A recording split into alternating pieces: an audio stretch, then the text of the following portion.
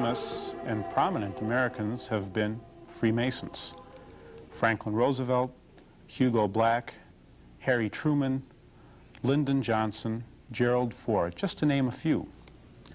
However, the Catholic Church has consistently condemned Freemasonry from 1738 until 1960. In fact, on May 14, 1829, Pope Pius VIII, in his encyclical Traditi Humilitate, condemned Masonry as follows, quote, "Their law is untruth, their God is the devil, and their cult is turpitude." I'm Julius Smetona. This is what Catholics believe. Joining with me to discuss Freemasonry is Mr. Paul Fisher. Mr. Fisher is a graduate of Notre Dame University. He subsequently attended the School of Foreign Service at Georgetown University. He served in an intelligence capacity with the U.S. Army both in World War II and during the Korean War. And he served in security for a number of governmental organizations, including the National Association, the NASA. And finally, he was the congressional aide for Congressman Jim Delaney for 8 years. Mr. Fisher is also the author of the book Behind the Lodge Door, as well as Their God is the Devil. Also with me is Father Clarence Kelly. Father Clarence Kelly is Superior of the Society of St. Pius V. In addition, he is the spiritual director of St. Joseph's Novitiate, a congregation of traditional Catholic sisters in Round Top, New York. Father Kelly also has written a book in which the question of Masonry is discussed at length, Conspiracy Against God and Man. Mr. Fisher, welcome to What Catholics Believe. Thank you very much. Nice being here. Mr. Fisher, I have a question. You know, when one hears this condemnation of Masonry in such strong and to our ears almost fanatical language, it seems almost incongruous when I think the public perception of Masons are people who support and promote hospitals for crippled children. They promote very benevolent and social functions and the circus and so on and so forth. You read this seems almost crazy.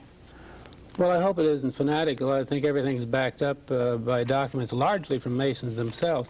It is true that the average Mason, the great majority of Masons, don't know what Freemasonry is all about. In fact, the grand philosopher of Freemasonry, Pike, Albert Pike, right, said that the blue degrees, that's the first 3 degrees of Masonry, think they know what Masonry is, but they don't. Real knowledge of Masonry only comes to the princes of Masonry, which you get up to the 30th degree and above. So the average guy thinks it's, in fact, I believed that it was nice. I saw a nice parade they had, and I said, I don't care what the church says about it. I knew vaguely what it was, and the church opposed it. I said, these men are bringing a lot of happiness to all these children. Later I found out that that's a scam. The hospitals and the parades are just to lure men in because people want to be identified with an organization that does so many good things, but they don't know what they're joining. Why is there antagonism then? Why does the church condemn Freemasonry? What does it find offensive or objectionable in it? Well, the church attacked Freemasonry within 25 years after it was founded because of its naturalism. And naturalism is that the only reality is nature. There is no God in the sky or in heaven or whatever. And one of the grand secrets of Masonry is that man himself is God. Man is the great architect who will change the world. Is it true to say that Masonry is actually a religious system, a system of belief? Oh, absolutely. They have everything the Catholic Church has. They have baptisms, they have funerals, they have what they call sacraments, they have rituals, and they admit to being the successors, the modern-day successors to the pagan ancient mysteries. It is a religion. I was told by an IRS agent that they have the status of a church as far as federal exemption goes. They are recognized as a church. Father Kelly, my understanding is that if you look through the consistent papal encyclicals dealing with Freemasonry, there's 4 reasons why the church condemns them. The oaths they take, the secrecy, the religious indifferentism, meaning one religion is as good as the other, in fact theirs might even be better, and then there's subversion against the church and state. What's wrong with the oaths they take, the Masons take? They take an oath of blind obedience so that they commit themselves to following the orders of their superiors. Now, again, as Mr. Fisher said, the overwhelming majority of Blue Lodge Masons are really not aware of what's going on, but if you get into the inner circles, they submit themselves heart and soul, at least that's the idea, to the commands of their superiors. And that type of blind obedience is potentially very dangerous. It could be a license for the commission of any crime. But Pope Leo XIII, who wrote a wonderful encyclical on Freemasonry, he put it into a very big context. He said that from the beginning of time, there's been a war between the forces of good and the forces of evil, between what St. Augustine called the city of God and the city of man. And that the leader, the ruler, the force behind the city of man is Satan, and the force behind the city of God, of course, is our Lord Jesus Christ, the Son of God and the Savior of the world. And he says in there that in our times, the forces of hell, the forces of Satan, have organized in a most extraordinary way, and that this is essentially the role of Freemasonry, to take up this grand cause against God and against his holy church, and to establish, in effect, a new world order which is based upon pure naturalism. Mr. Fisher, could you give me one concrete example of Masonic hostility to the Catholic Church? Oh, they admit through the years that they're hostile to the Church, particularly in Europe. And a lot of people think the European Masonry is different than Masonry in the United States. Well, in Europe, they were fighting the Roman Catholic Church as such. That was Christianity largely in Europe that they opposed. But in the United States, they have been behind the Know Nothing movement. It's documented in my book. The Know Nothing movement, the APA movement, what is the APA movement? APA was it had two titles. One was American Protestant Association was one title. The other was the American Protective Association, which means protect the country from Catholics. And the Ku Klux Klan, all the leaders of the Ku Klux Klan, the top leaders were Masons, and only Masons could be what they call Kliegels, that is, go out and solicit for membership in it. While we hear a lot about the Klan, this is the Klan from 1921 forwards for 1928, that it was anti-black. The Klan at the Civil War very definitely was, but the Klan in 1921 forward, the mother lode for the antipathy and the tremendous joining of people all over the country in places like Connecticut and Massachusetts and New York and some where there weren't a lot of blacks at the time, is the Catholic Church, hatred of the Catholic Church. And there was little hatred of Jews in the Klan. The whole focus was against the Catholic Church. And the Klan went under for two reasons. One reason was that the state of New York passed legislation after court opinion that they'd have to register all their members and their dues and their financial report to the state. That law is still on the books. The Masons were able to, in conjunction with the Knights of Columbus, to have themselves exempted for it, and yet it was a front for Masonry. And they got around it. The other thing was the Depression, which did it in. I can remember reading your book that, first of all, it's very interesting that the Scottish Rite of the Southern Jurisdiction, their official magazine is called The New Age. Now, maybe the name changed, but certainly from 1920 to maybe very recently it was called The New Age. I recall that during the 1950s, they said we have much more to fear from the Catholics than from the Soviets. Now, this is really striking because the 1950s was the big scare, you know, the House Committee on American Activities and so forth. Do you think this is a fair view, that the Masons were very much afraid of this becoming a Catholic country, of having a Catholic president and so on? Oh, clearly. They many quotations in the book about opposing anything Catholic. I think the first major candidate they attacked, well, of course, Al Smith. They were against Al Smith. In the 1920s. 1920s. Governor of New York. Governor of New York. And the thing about Al Smith, people forget, but Jack Kennedy, or actually John, his campaign manager from Connecticut, whose last name escapes me, did a study and showed there was such a thing as a Catholic vote, because in the two preceding elections for president prior to Al Smith, the Republicans really wiped them out. But Al Smith got almost twice the number of votes as the two preceding Democratic candidates. So that proved there was such a thing as a Catholic vote. And Jack Kennedy rode into the White House on such a vote. So that there's another figure in the book, I think, between 1955 and 1960, 56% of the total growth in the United States was in the Catholic sector. And right after that is when we had Vatican II and the whole dissipation of the church. At that time, too, you may recall, nothing to do with Masonry particularly, but the American Management Association put out a study showing the Catholic Church was the best organized and efficient organization in the world over General Motors or any other group. And with that, it went down the tubes, and the Catholic population declined, and the rate of growth is just infinitesimal since that time. I'd like to get back to that question, but... I would like to respond to your question about attacks on the Catholic Church. If you, for example, look at the Italian Revolution, Garibaldi was a Mason.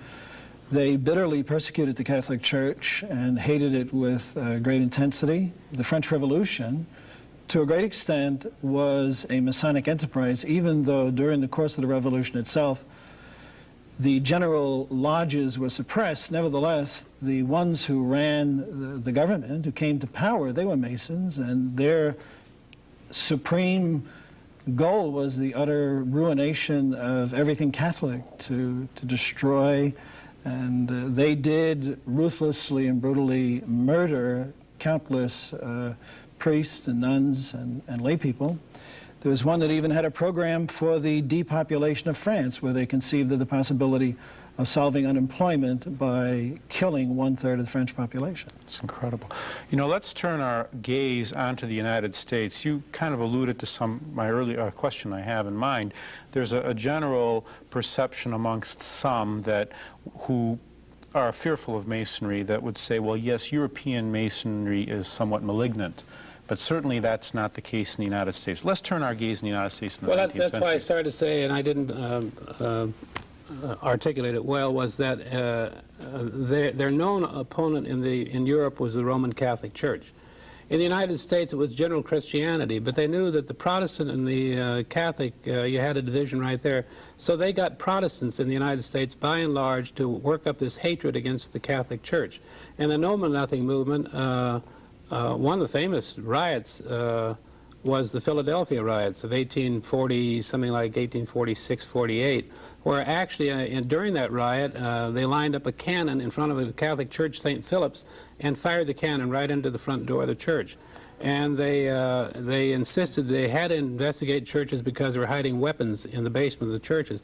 A famous columnist, a well-known columnist who was writing well into the 60s, I believe, Lowell Mellett, did a piece in The Nation magazine in which he supported that idea. He was talking about the Klan, and he was the one who talked about there wasn't much mileage among the blacks or the Jews. The mileage was in the hatred of the Catholic Church. And he indeed endorsed it. Here's a major columnist. He endorsed that idea of not attacking the Masons for what they were doing in the Catholic Church, but they were right. We should go into the basements of every church in the United States and see if they have guns. There's an idea that they were circulating that they were training an armed force to take over this country militarily, you know, under the Pope's command. You're watching What Catholics Believe. We're discussing Freemasonry. Mr. Fisher, the main point I'd like to get to is the profound social change which took place in the United States during the 1930s and 40s, and we feel its effect today, namely the whole church-state question. You dealt with the fact in your book that on 3 separate occasions, at least, the United States Supreme Court declared that the United States is a Christian nation, all right? During the 19th century, it was not unusual for the federal government to give money to churches, even the Catholic Church, to help establish schools, to help establish missions. This was not unusual. Prayer in school was almost a norm. Bible reading was the norm. Then all of this changed. Perhaps you could just tell us a little about the religious spirit in this country in the 19th century, and then get us into the 1930s with Hugo Black and Franklin Roosevelt and the court-packing scheme. Well, the Christian religion in this country was accepted as being the established church.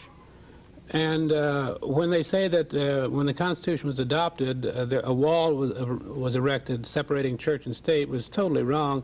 Immediately after the First Amendment was approved, one of the first acts they did was appointed chaplains to the Congress, the House and the Senate. James Madison, whom they give credit for writing the First Amendment, which he did not, was in the Congress. He was shown on the quorum calls as being present. He did not object to it. He later admitted he was present when this happened.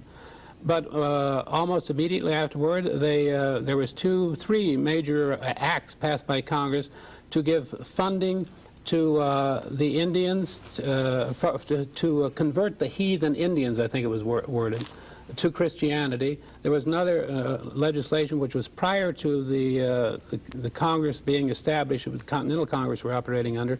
But in the new Congress, the Northwest Ordinance provided funds shall be provided for schools to teach morality, because you just can't operate a government without having sound moral principles based on Christianity. And President proclamations about Thanksgiving have gone all through the history of our country. George Washington's farewell address said, we fool ourselves if we think we can have morality without religion. You had inaugural addresses of the presidents, almost without exception, with one exception would be Thomas Jefferson, mentioned Almighty God, or Jesus 3 times. Christianity was indicated by the presidents in their inaugural addresses as being the religion of the United States. Abraham Lincoln was the one, William Henry Harrison, John Adams, all mentions, but all of them mention Almighty and so forth. So Christianity was generally pervaded the country, and certainly not the Catholic religion, but largely general Protestantism was effective. One of the famous jurists was Justice Story, appointed to the Supreme Court by Mr. Madison. And he clearly said that Christianity is what's intended to be protected by the First Amendment. So he had a whole range of history behind this being a Christian nation. And then in the 1940, the court became dominated by Freemasons in ratios of 8-to-1, 5-to-4 to 8-to-1, up through 1941 through 1971, a 30-year period when the Masons sat on the court. Why don't you explain to us their attitude toward education? I understand that they couldn't stand the idea of giving tuition credits to Catholics so they could attend parochial schools, and they wanted to make sure that public education, in their words, was non-sectarian and was devoid of any relationship to God or religion. Well, you see, up until pretty much the GI Bill of Rights following World War II, actually during 1944 it passed, education was a state matter.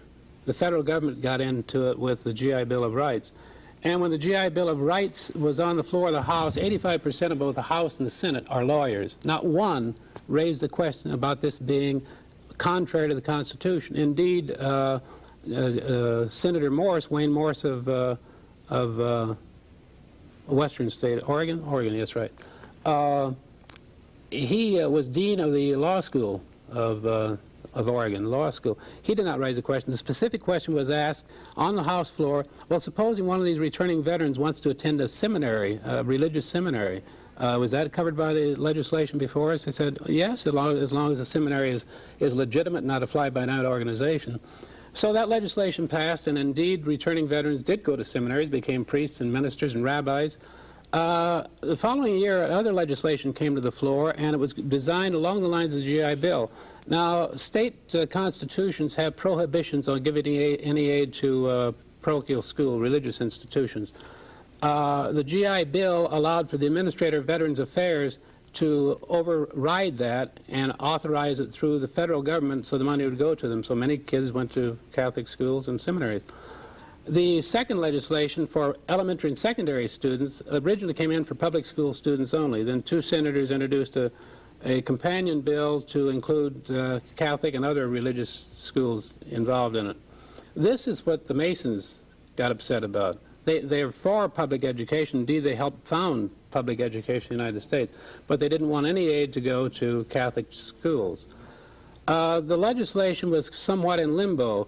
And Justice Black, a sitting justice, a Mason, on the court in 1945. Violently anti-Catholic, too. Oh, militant. And a Ku Klux Klan member, formerly. And was a Ku Klux Klan, not anti, he was a lifetime member, right. Right. Man received a Pulitzer Prize for revealing that about Justice Black.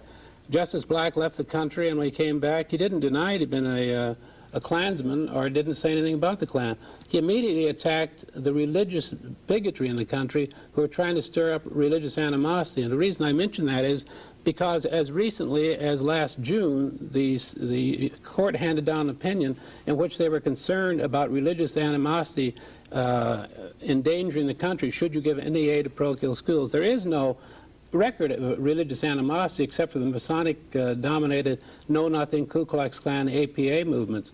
There has been clear animosity when you had open housing and things like that. The riots did indeed break out, but the court never concerned us. It's only this religious aspect, and what they're talking about is the Catholic school system because it's the largest, but any religious school system, because the only religion Masonry wants is their own religion. So that Justice Black sent a letter to Lister Hill, and Lister Hill was the senator who succeeded Black in Alabama when Black went to the Supreme Court, for which he was unqualified. But he sent this letter urging him to get in touch with the Masons because the Masons are opposing the bill. Well, the Masons were really not opposing the bill generally because they want public school to flourish. They were opposing that portion of the bill which would have also aided parochial schools, Catholic parochial schools, Jewish, Lutheran, whatever, religious parochial schools. That's what they strongly opposed. And so here's a sitting justice lobbying a senator. Now, I guess a justice is a citizen like anybody else, but he not only wrote to his own senator, he also wrote to the head of the Masonry, the Scottish Rite Masonry in Washington, and to the Scottish Rite Masonry in Alabama, urging them to look carefully at this bill. Let's talk about some of the other things that happened. In 1922, I understand, the state of Oregon passed a law which made it compulsory for every child to attend a state school. Isn't that the case? That's right. Who was responsible for that law? The Masons. The Masons pushed it through. In fact, they tried to push one through within the last couple of years, but it was destroyed on its prima facie because there'd been this somebody versus Society of Sisters, I forget the exact title of it. That was the key decision, where it says that the basic thrust of the court's opinion then was the child does not belong to the state. He belongs to the parents, and they could educate that child in whatever manner they want. How is this? Here we have a secret society, which is what it is, an ancient secret society, which has such power that presidents of the United States to curry favor join it, that they have a tremendous influence over the Supreme Court, they have a tremendous impact on Congress, and yet there's nothing about it in the newspapers. There's no investigation into the influence of this secret society. How do you explain that? They have 4 million members, too. And 4 It's got 4 million members. They're very prominent. You've mentioned some of the prominent ones. One you missed was Ronald Reagan came in 1988. Is it because of their power? It's done because of their power, because a lot of the press are members of the of Masonry. And it's always put off aside, oh, it's the kook fringe talking about secret societies and conspiracies. Clearly, it is a conspiratorial organization.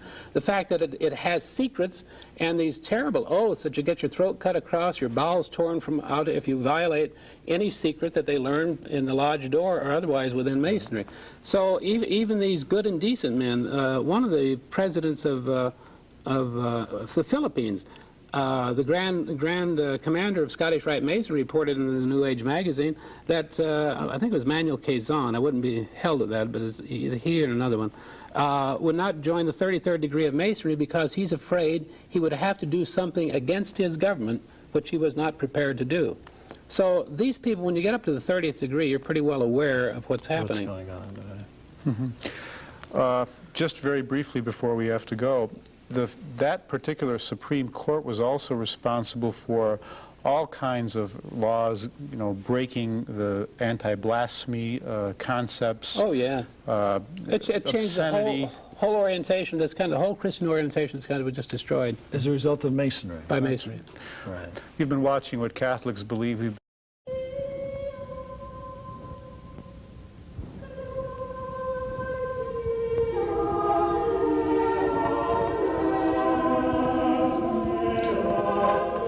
discussed last week, many famous Americans were or are Freemasons.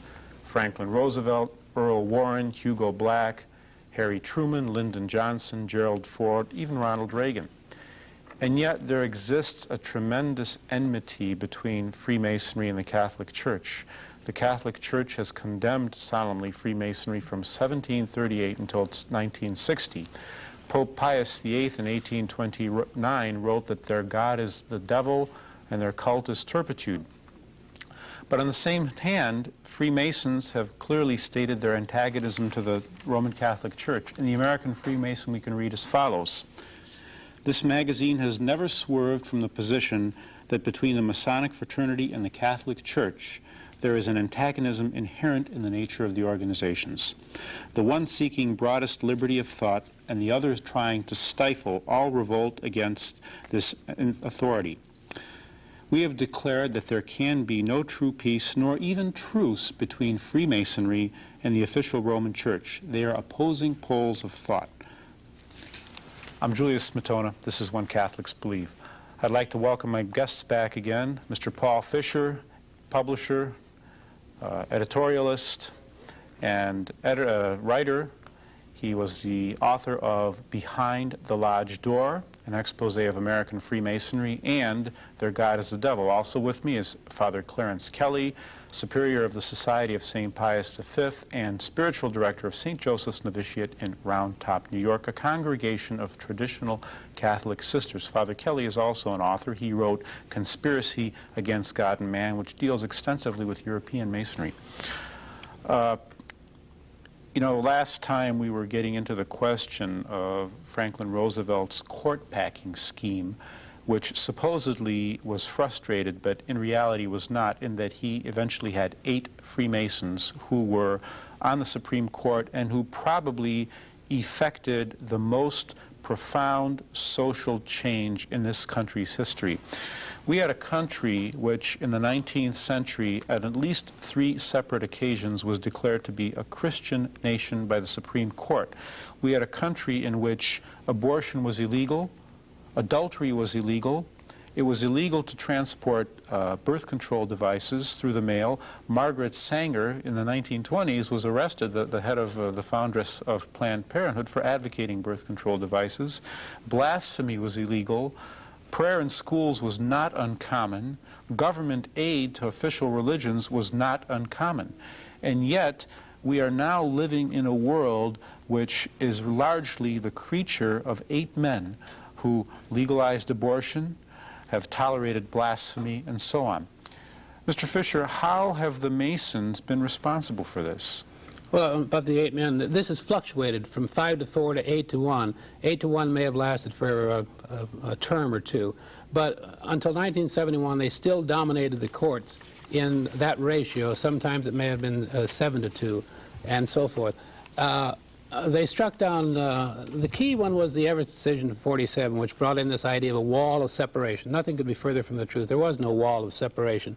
And all precedent court opinion prior to that time was encouraging Christianity in this country. Those 4 decisions, you said 3, there are actually 4 decisions which the court has said this is a Christian nation. Presidents have said it. I mentioned John Adams and Abraham Lincoln and William Henry Harrison in their inaugural addresses identify the United States as a Christian nation. The Masons are vitally viscerally opposed to Christian religion, particularly the Catholic Church, but fundamentally to all religions which believe in a supreme being. To them, the supreme being is man. They're completely naturalists, they're Gnostics, they boast about being Kabbalistic Gnostics. At any rate, we had this whole Christian aura to the country. Kids had Bible reading in public schools. You had the prayer in public school. The court knocked that out. I did a little research on the FBI's statistics of crime. I took it from the time that the FBI organized their statistics, which was a 30-year period, and for the 10-year period subsequent to knocking Bible reading and prayer in school out.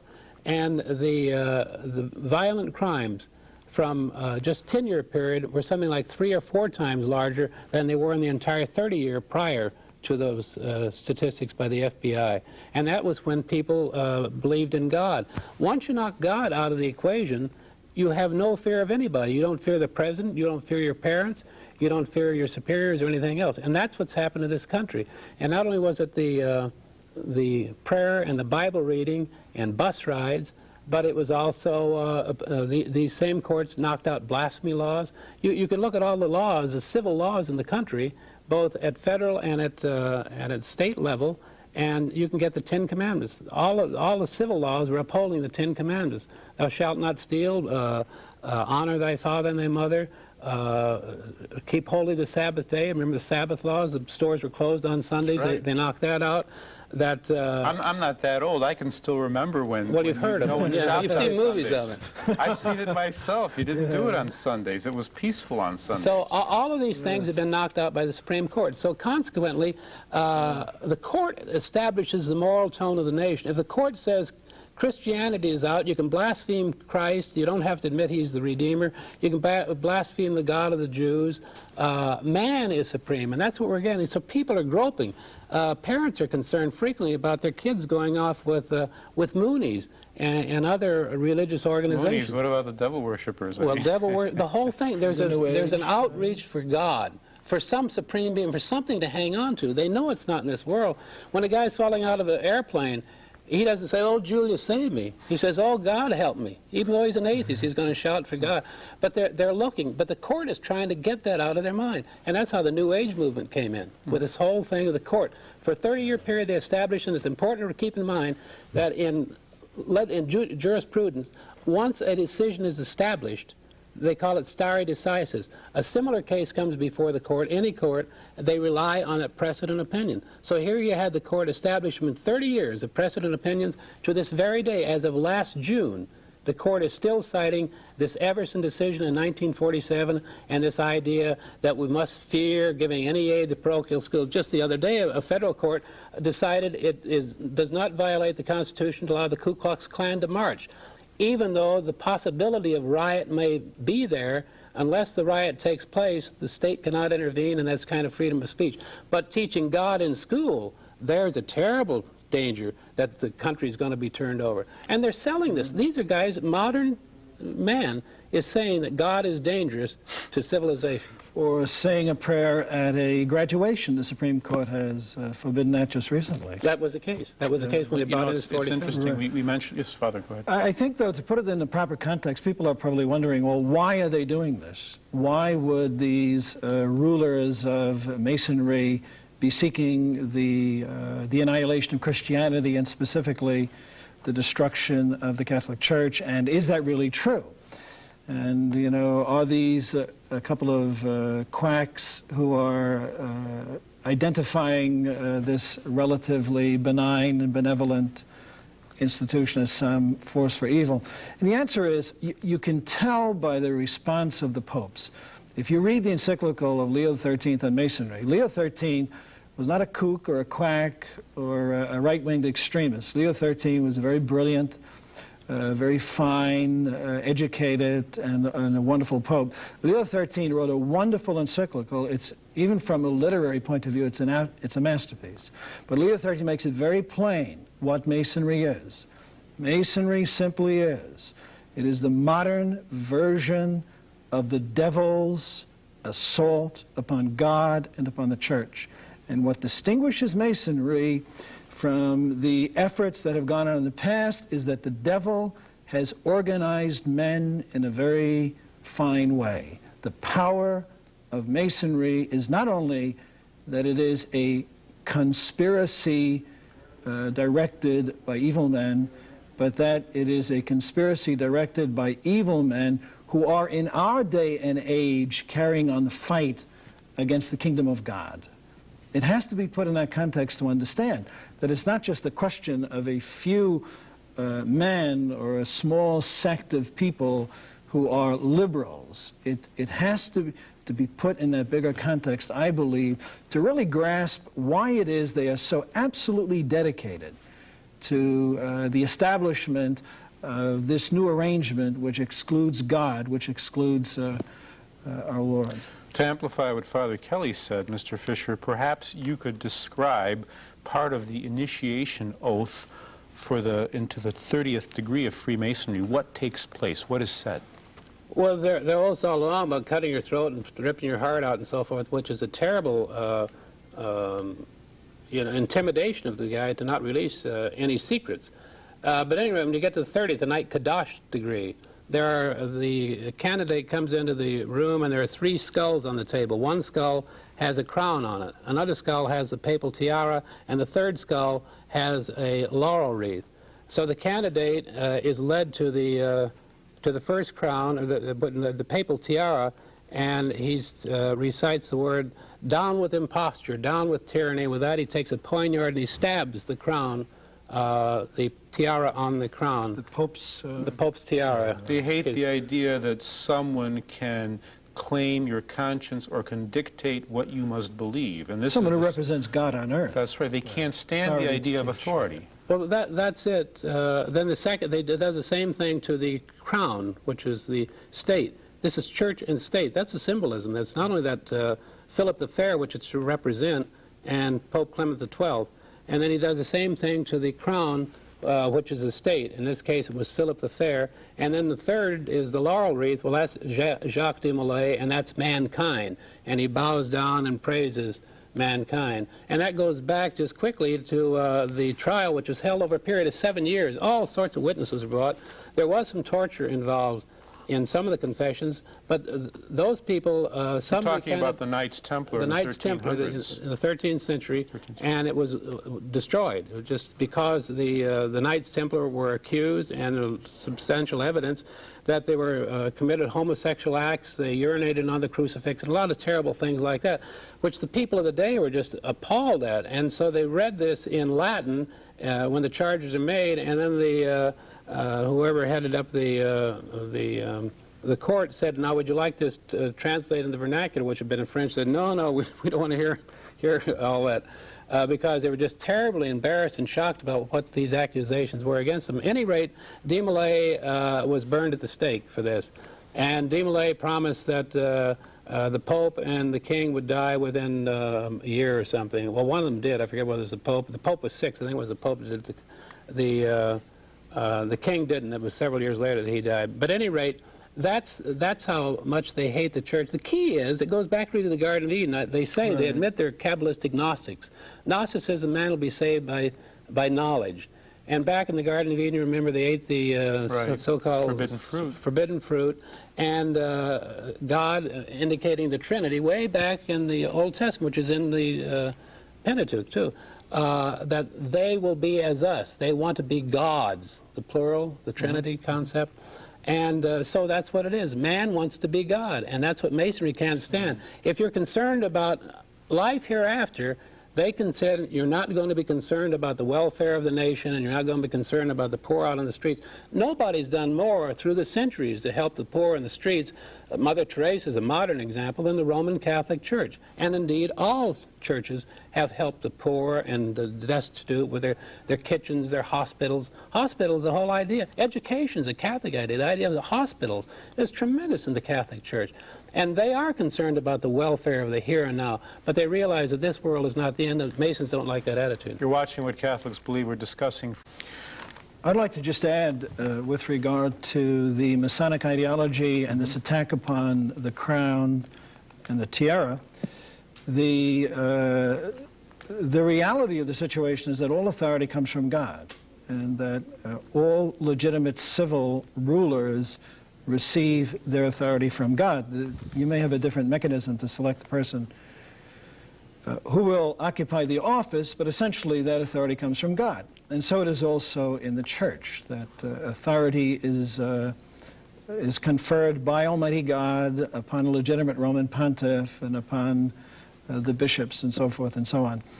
But this attack upon the tiara and the attack upon legitimate civil authority, which are Masonic ideals, are also communist principles. See, communists are anarchists, essentially.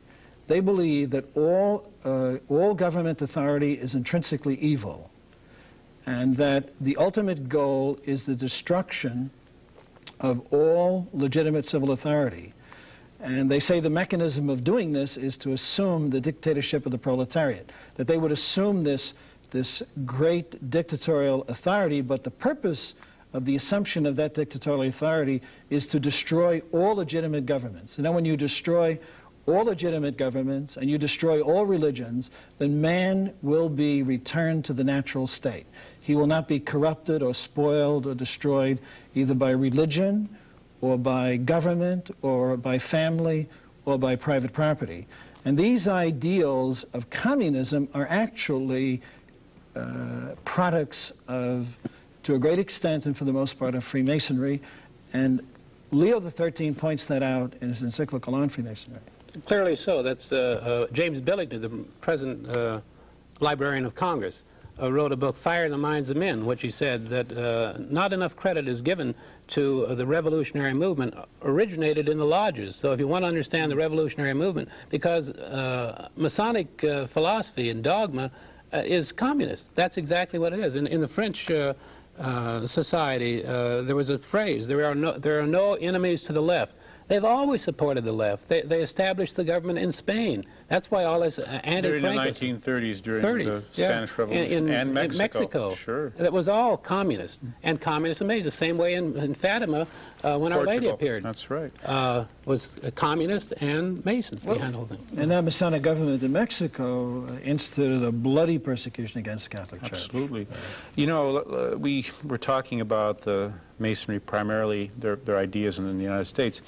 The interesting thing which has happened, I'd say, in the last, say, 30 years has been the changing attitude of the post-Vatican II Church to Masonry.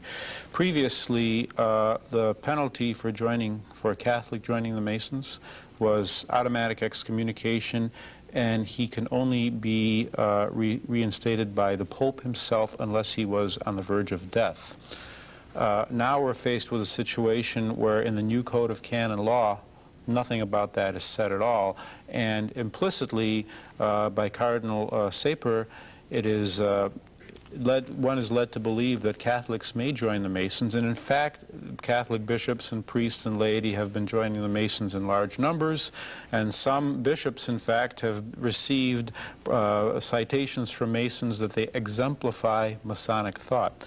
What are your feelings about this? Well, that's true, and I think in the book I point out that that the Masons were active at pre-Vatican II as the thing was getting organized, and the Grand Commander noted that we have people present there.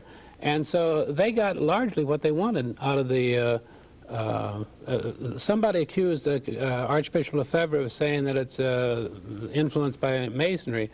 And he's a Dominican, he's in the Vatican today, I can't think of his name, he's a Frenchman. And he said, doesn't the Archbishop know that's what the Vatican II is all about? Liberty, equality, fraternity.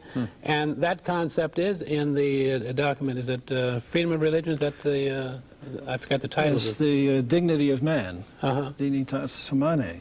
The documents of... Yeah. But I would say this, that as communism and socialism might be looked upon as the secular and political arm of Masonry, you can look upon modernism as the theological arm of Masonry in this sense. One of the fundamental principles of modernism is naturalism and pantheism. Maybe you could explain what naturalism is. Naturalism is a system of belief which excludes God, where you consider only the natural aspects of creation, and the theistic aspect of naturalism would be pantheism, which simply means that there is no God transcendent to creation who exists and who brought everything into existence out of nothing, but rather God is identified with the material world. So pantheism simply means that everything is God. But modernism itself, the modernists who virtually control virtually every Catholic seminary in the world that I know of, the modernists have this naturalistic concept of religion, and many of them are actually pantheists. That is to say, they identify God with the universe.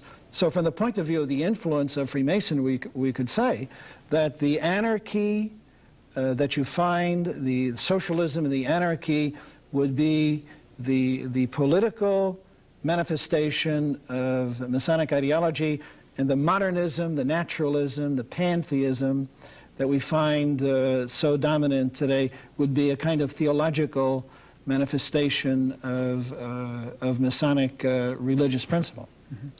How do you reconcile, Father Kelly, this profound change in attitude toward Freemasonry? We have, for instance, a picture of John Paul II receiving members of the B'nai B'rith Lodge.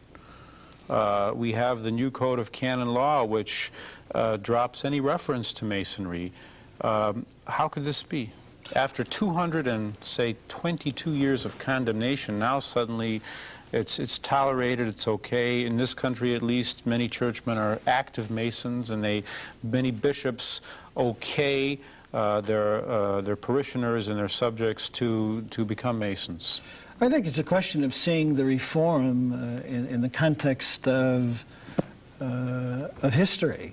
What is the nature of this reform that has taken place? Is it a question simply of a temporary lapse into to unorthodoxy? Is it maybe a kind of Protestant Reformation from within, a temporary setback, or whatever it may be? In my own personal opinion, and I've expressed this opinion before, I personally am of the opinion that we are living in the age of the great apostasy.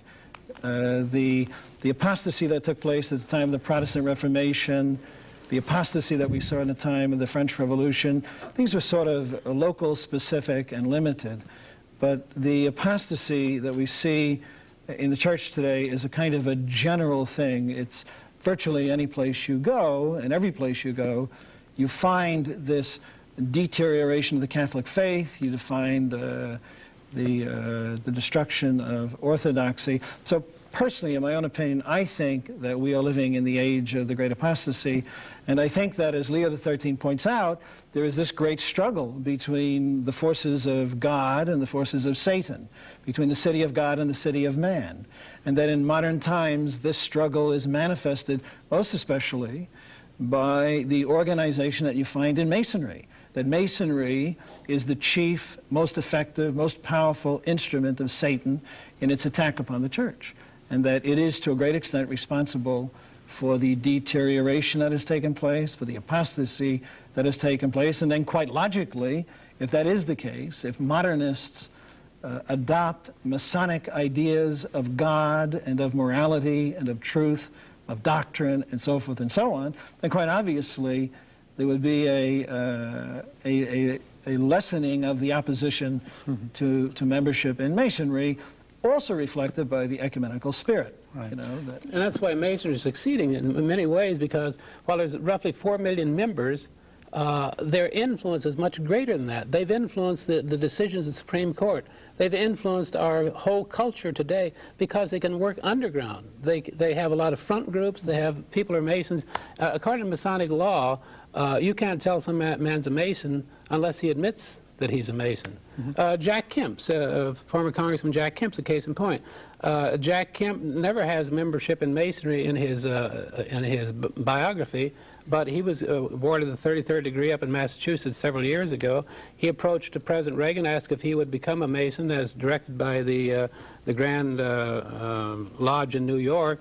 That was turned down, and later in 1988, Ronald Reagan did come into Masonry. But unless you knew this behind it, you'd never know it from Jack Kemp that he was a Mason. And the same with many, many other people. So when we say that there are no Masons on the court now that Thurgood Marshall is gone, that's because nobody questions them on that. That's never asked. All they ask on the court when they're getting the nominee is what's your stand on abortion. They don't care what else you think, you know. Mm-hmm. What about Masonry and the New World Order? Franklin Roosevelt, who was a very prominent Mason in the 1930s, I believe, put the phrase Novus Ordo Seclorum on the back of the dollar bill, New World Order. Is that a Masonic goal? Like we see this all the time in the papers, New World Order, New World Order. Like the magazine, The New Age. Yeah, yeah. Sure it is. That's the whole idea. The whole idea is to remake society in a way different from God intended it to be. We only have a second left, and maybe we'll just end with this little quotation from Leo XIII's encyclical on Masonry. He says, "The race of man, after its miserable fall from God, the creator and the giver of heavenly gifts, through the envy of the devil, separated into two diverse and opposite parts, of which the one steadfastly contends for the truth and virtue, the other for those things which are contrary to virtue and the truth.